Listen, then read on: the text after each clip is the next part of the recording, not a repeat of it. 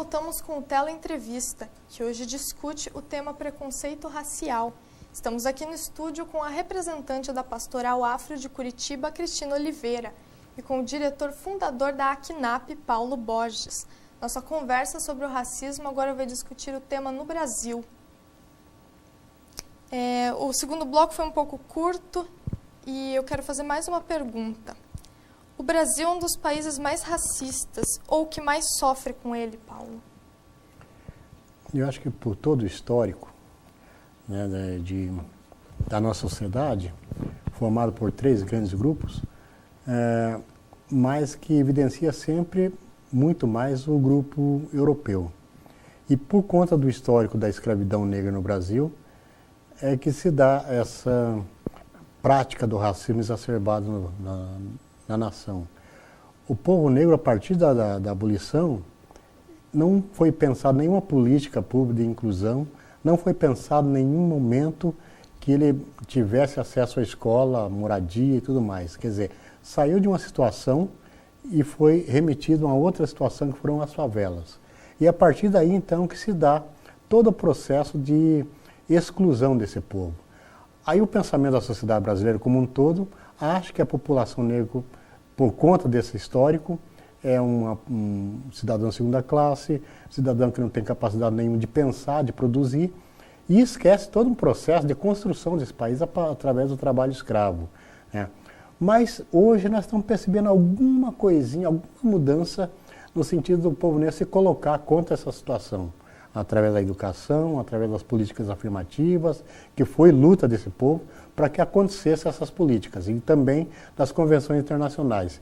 Então, quando se coloca essas políticas afirmativas, e muitos que são contra essas políticas dizem que é um favor, de que é uma coisa pensada para que o negro entre, por exemplo, na faculdade pela porta dos fundos, isso é resultado de convenção internacional que o Brasil participou de todas elas e, portanto, signatário dessas convenções, e que obriga a nação a pensar políticas públicas de inclusão para aquele povo que está marginalizado. E você, Cristina, você acha que o Brasil é um dos países mais racistas ou que mais sofre com ele? Como que você avalia esse preconceito aqui em relação aos outros países? Eu acho que o Brasil, nós temos 126 anos de abolição. Então, assim, se você for pensar, é muito pouco tempo ainda para a gente poder conseguir essa igualdade social ou, enfim, né, o fim dessa discriminação. Porque, assim como o Paulo falou, foi um povo que simplesmente, vocês agora, né, receberam suas cartas, vocês estão livres. Livres do quê? Livres para quê? Né? Foram jogados à rua, né, crianças, homens e mulheres, muitos casos que a gente sabe, vítimas de estupros das mulheres, e, enfim, foram se infiltrando nas favelas, né, e aí nos seus guetos, né, e ali eles conseguiram sobreviver, sem nenhuma política pública voltada para eles, né, tipo, agora vocês estão livres, mas, de certa forma, vocês se virem, né. E eu acho que isso é muito forte ainda no Brasil, né? A gente consegue ver, no meu ponto de vista, alguns avanços nas questões das políticas públicas, é verdade. A gente está avançando, mas ainda a gente não é o que a gente almeja, né? A gente, por exemplo, tem a Lei 10.639, que é a implementação do estudo de história afro-brasileira nas escolas, né, faculdades, enfim, todas as instâncias e esferas da educação. E essa lei já existe há mais de 10 anos e a gente vê que ela ainda caminha a passos muito, muito lentos, né, muito largos. A gente ainda não conseguiu com que toda a educação, né, abraçasse isso, né? Vamos estudar juntos, vamos conhecer melhor, vamos ver um caminho para a gente avançar nesse sentido. Né? As cotas raciais, a gente vê que é um avanço, é uma política pública, para nós do movimento negro, é uma conquista, né? De toda essa história que a gente tem, né? De todo esse contexto social que a gente está inserido, de toda essa discriminação, a gente vê que ainda há uma resistência, né? Por parte das faculdades, enfim, das pessoas que que tentam, né, a melhorar essa política pública, que é um direito nosso. Agora a gente vai conferir uma pergunta do público para a nossa convidada Cristina Oliveira. Como as pessoas podem fazer para driblar o preconceito racial? Então, é engraçado, eu vou falar agora, me sinto até muito à vontade falando nisso. Eu me reconheci enquanto mulher negra quando eu vim morar em Curitiba. E isso faz 10 anos, né? Eu tenho a melanina mais clarinha, então eu tinha alguns privilégios, né? Eu morava no Rio de Janeiro, fui criada, a minha mãe era negra, mas eu não me reconhecia, né? Enquanto uma mulher negra. E quando eu cheguei em Curitiba, eu comecei a participar de alguns encontros e reuniões e conheci algumas pessoas do movimento negro, com as quais eu comecei a me relacionar e aí comecei a ficar curiosa com aquilo que elas estavam falando, né? E aí, num certo momento, eu descobri que eu também fazia parte, né, desse movimento. Eu também sou negra, né? Eu sou negra por conta das minhas ancestralidades, das histórias dos meus avós, né? De toda a trajetória da minha família, dos meus pais, né? Eu sou descendente afro-brasileira, então assim, existe todo esse contexto. E eu acho que, como que você consegue? Eu acho que você tem que buscar isso também, né? Você tem que sair da sua zona ou do seu esconderijo, né? Que às vezes é difícil, porque muitas vezes você tem que botar a cara para bater mesmo, né? Se assumir e ficar ao pé ali e, enfim, estar junto. Mas eu acho que é isso, você estar junto. Quanto mais você estiver movimentando, você estiver junto com pessoas que estão com o mesmo objetivo que você, e daí você avança, daí você consegue vencer um pouco isso, né? E para você, Paulo, como que as pessoas podem fazer para driblar o preconceito racial? Eu acho que a gente, nessa linha aqui que a colega falou, acho que a gente tem que se posicionar sempre, né?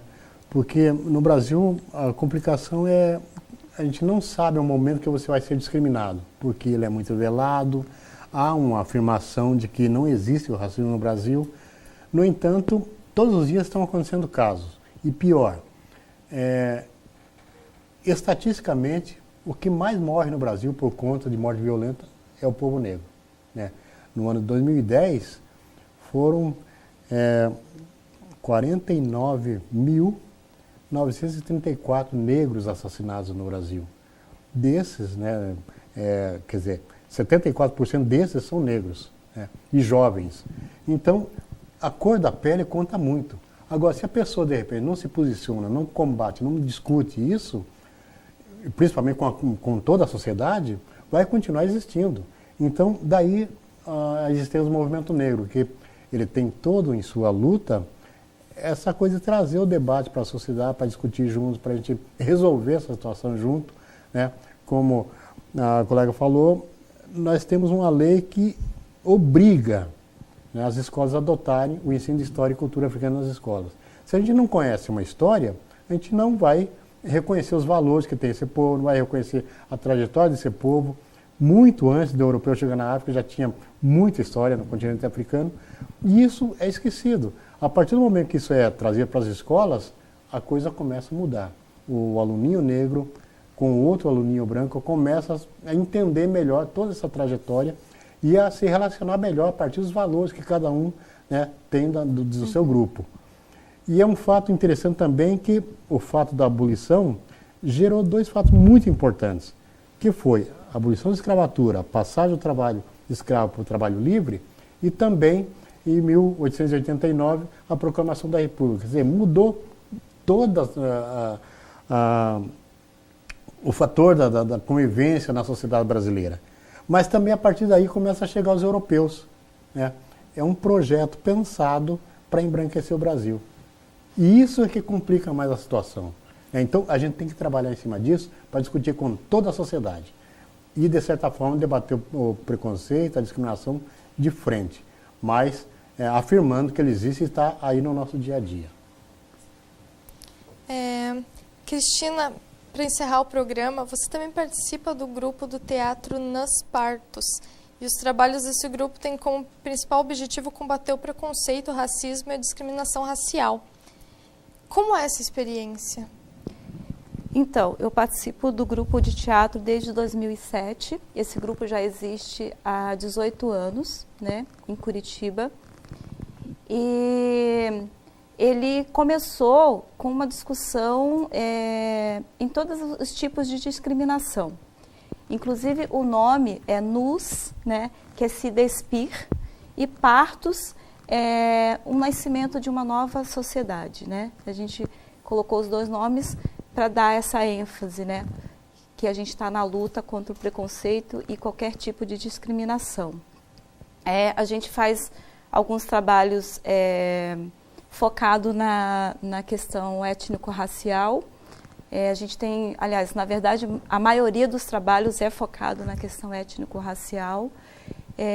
A gente trabalhou com algumas peças, trazendo para a educação infantil, para a área da educação, Randa Kipalô Baobá, que seria uma contação de história, e a gente vai lá na ancestralidade e resgata essa história. A gente traz uma das questões, que é a questão estética do negro, que é o cabelo, né? A gente traz isso para essa nossa vivência. A gente vai fazer pesquisas também na questão da religiosidade, e daí a gente vai até a Iagunã, que é a Yalorixá, né, uma sacerdotisa do candomblé, e a gente vai pesquisar, e a gente passa um tempo para conviver, para aprender como que é com ela, para a gente poder estar trabalhando, né, e sendo bastante verdadeiro, né, nessa questão que a gente quer abordar. E daí a gente tem feito vários trabalhos nas escolas, a gente fez algumas viagens fora também pelo Paraná, para tentar trazer, né, essa questão, e trabalhando com os professores também, para a gente estar tentando fazer essa discussão e avançar, de certo modo. E, Paulo, além de ser diretor fundador da CNAP, você também participa da comissão executiva do Fórum Permanente. Quais são os objetivos desse fórum? O objetivo do fórum, ele nasceu em 2004, a partir da Lei 10.639, que nasce em 2003. Então, o fórum, ele se forma para buscar formação para os professores da rede municipal e estadual, no sentido de trabalhar a diversidade étnico-racial. E aqui no Paraná a gente realiza cursos de formação, encontros de formação, e já estamos realizando nesse ano, que deve acontecer em Apucarana, nesse mês, do dia 29 ao dia 31 de maio, o 11º encontro do fórum. E aí, nesses encontros, a gente traz palestras, discussões com pessoas que fazem pesquisa nessa área, da diversidade, para exatamente levar o cumprimento dessa legislação para os professores do Estado. E também a gente tem a representação junto ao MEC em Brasília, e a gente tem reunião periódicas, reuniões técnicas, que a gente avalia como é que está esse avanço. Como a Cristina falou, a gente tem uma dificuldade para que essa lei de fato aconteça nas escolas, porque envolve estudo, envolve uma mudança de postura, mudança de olhar, de linguagem, e aí os professores têm certa resistência em relação a isso. Mas o trabalho do fórum basicamente, é levar essa formação para que todos possam trabalhar em sala de aula de uma forma natural, como tem nos outros conteúdos.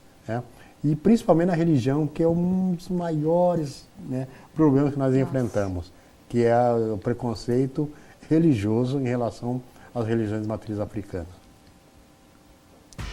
Participaram comigo dessa entrevista a representante da Pastoral Afro de Curitiba, Cristina Oliveira. Obrigada pela presença, Cristina. Obrigada. E o diretor fundador da CNAP, Paulo Borges. Muito obrigada pela sua presença, Paulo. Eu que agradeço pelo convite. E o Tela 1 Entrevista de hoje fica por aqui. Se quiser participar com dicas e sugestões, mande um e-mail para tela1@up.com.br. Até a próxima!